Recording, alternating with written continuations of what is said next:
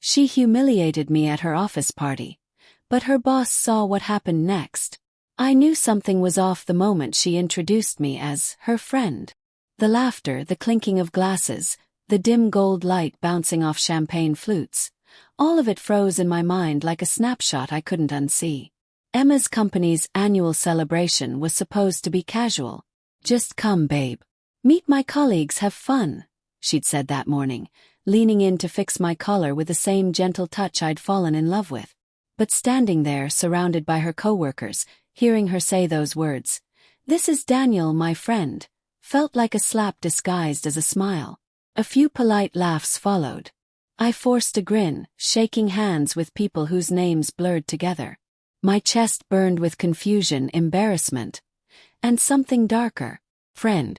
We'd been married for 6 years. I'd supported her through grad school, through the stress of her new corporate job, through late nights when she'd come home exhausted and I'd warm her dinner in the oven. And now, friend. I tried to laugh it off, whispering, "Friend, huh?" When we finally got a second alone. She rolled her eyes, brushing imaginary dust off her sparkly black dress. "It's just easier at work, okay? I don't want everyone knowing my business." Her tone was clipped, defensive, not embarrassed. Something twisted in my gut. The rest of the night passed in flickering moments of unease. Emma was radiant, too radiant in a way that made my stomach churn. She floated from group to group, her laughter too bright, her touches too casual, her glances, especially toward one man, too long. He was tall, sharply dressed, mid-40s maybe.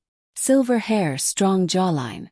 The kind of man who carried authority in his posture. I recognized him instantly. Her boss, Jonathan Reeves. I'd heard about him for months. The brilliant strategist. The man who challenged her to think bigger. The man she admired. Now I was watching her admiration play out in real time. The way she tilted her head when he spoke.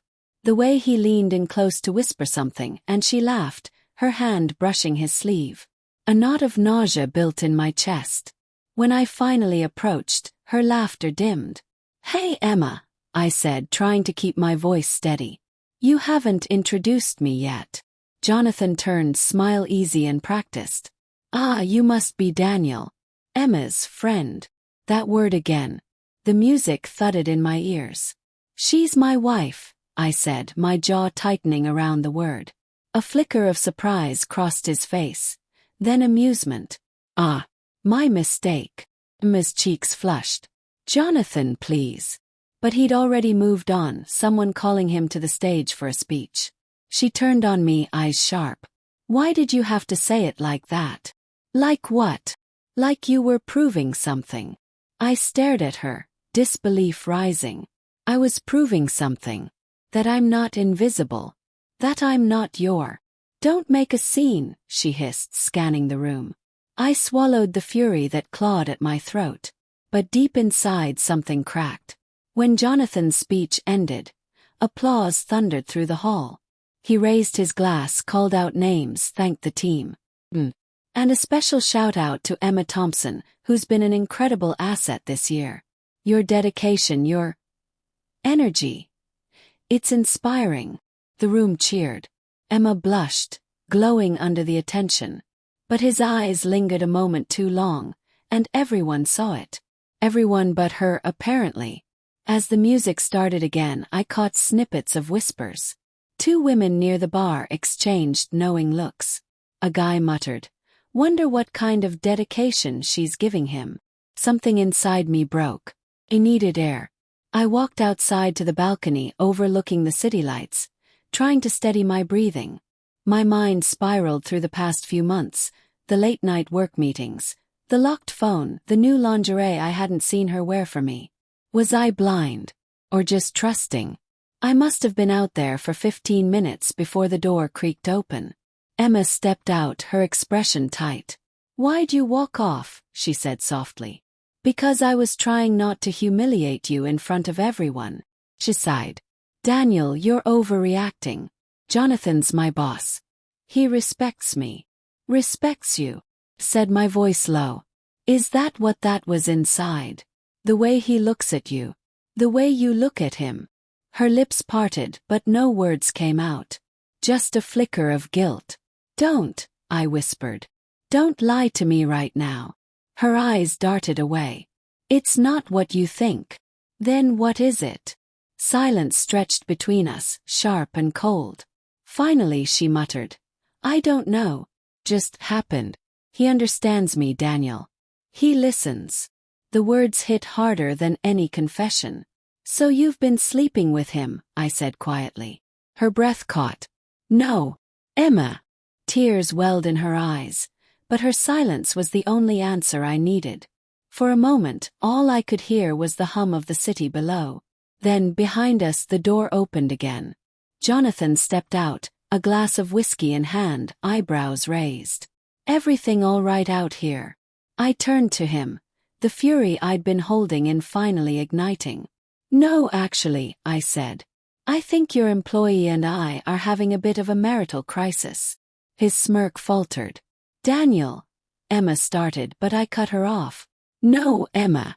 Let's not pretend anymore. I looked at Jonathan. You know, I admired you once. I thought you were the kind of man who built people up. Turns out, you just take what isn't yours.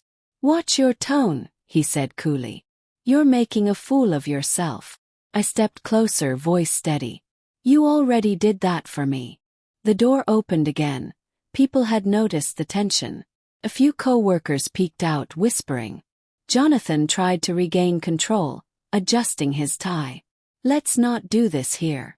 But then, before he could move, Emma's voice cracked. I told you we shouldn't, Jonathan. The balcony went silent. Every head turned. He froze. The glass in his hand trembled, then shattered against the floor.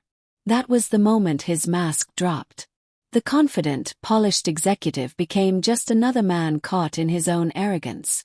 Someone gasped. The HR director, maybe. A few phones lit up. Too late to stop the damage. Jonathan muttered something under his breath and stormed off, leaving Emma alone in the glare of a dozen horrified stares. She looked at me, trembling. Daniel.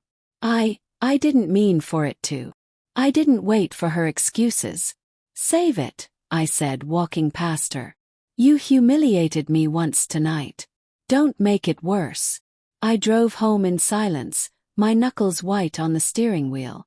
The city lights blurred through tears I refused to let fall. Every memory of us, our first apartment, our late-night talks, the vows we made, played in my head like cruel reruns. When I finally reached home, her perfume still lingered in the air. I sat on the couch, staring at the wedding photo on the mantel. Her smile in that picture had once been my favorite thing in the world. Now it felt like a lie frozen in time. She came home an hour later. Quiet. Chattered. Daniel, she whispered, standing in the doorway like a stranger. He fired me. I didn't respond. She stepped closer. I made a mistake. Got caught up.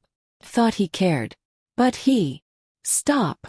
I stood, my voice barely above a whisper. You didn't just make a mistake. You made a choice. Every night you lied, every time you looked me in the eye. You chose this. Tears streamed down her face. I was lost. Then stay lost, I said, walking past her toward the bedroom. Because I can't save someone who destroyed us both. The next morning I packed a bag. She sat at the kitchen table, eyes swollen, clutching a coffee mug she hadn't touched. I'll send the papers, I said quietly. She nodded, a faint sob escaping her lips. Do you still love me? I paused at the door, the question stabbing deep. I'll always love who you used to be, I said. But not who you became. Weeks later, I heard through mutual friends that Jonathan had been forced to resign after multiple complaints surfaced. The company wanted to bury the scandal quietly. Emma moved out of the city, last I heard. As for me, I'm learning to breathe again. To trust again, maybe someday. But sometimes when I see the reflection of two people laughing together in a restaurant window, I still hear that word echo in my mind. Friend. The night she said it, something inside me died. But in the silence that followed, something else began to live. My self-respect, my peace, and the realization that love without honesty isn't love at all.